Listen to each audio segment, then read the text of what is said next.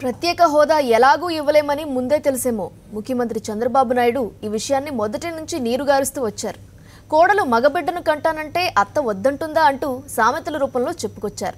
ఒక్కో సమయంలో ఒక్కో తరహాలో మాట్లాడిన చంద్రబాబు ప్రజలను ప్రిపేర్ చేసే పరిస్థితికి చేరుకున్నారు. ఓవైపు ప్రత్యేక హోదా విషయంలో ప్రజలు ఉద్యమిస్తుంటే ముఖ్యమంత్రిగా హోదా కోసం పోరాడాల్సిన చంద్రబాబు ఉద్యమాన్ని చల్లార్చే దిశగా ముందుకు సాగారు.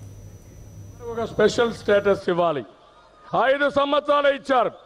నేను నరేంద్ర మోడీ గారిని కోరుతున్నా, 15 సంవత్సరాలు ఇవ్వండి. 5 సంవత్సరాల్లో ఇండస్ట్రీ రావాలంటే 2-3 ఏళ్ళు అవుతుంది. అది ప్రారంభమయ్యే లోపల ఆ స్టేటస్ పోతే మళ్ళీ అభివృద్ధి ఆగిపోతుంది. అందుకని కనీసం 15 సంవత్సరాలు స్పెషల్ స్టేటస్ ఇమ్మని చెప్పి వారిని కోరుతున్నా. అదే మరి కొంతమంది కావాలని కన్ఫ్యూజ్ చేసి స్పెషల్ స్టేటస్ ఇస్తే ఇది ఒక సంజీవని కింద అన్నీ అయిపోతాయని. ఏం వస్తాయండి? 2 వస్తాయి. ఆ 2లో ఏంటి? 1 EAP, 2 central sponsor schemes. Central sponsor schemes తగ్గించేశారు, 62 నుంచి 52% వచ్చింది. ఈఏపీ వచ్చే కొద్దిగా ఎంత వచ్చింది? ఎన్ని ప్రాజెక్ట్స్ ఇస్తే గవర్నమెంట్ ఆఫ్ ఇండియా అది మళ్ళీ వాళ్ళు క్యాబినెట్లో తీసి వాళ్ళు పాస్ చేయాలి. ఎన్ని ఇస్తే వస్తాయి. నేను అడిగింది ఫస్ట్ నా డిమాండ్ స్పెషల్ స్టేటసే.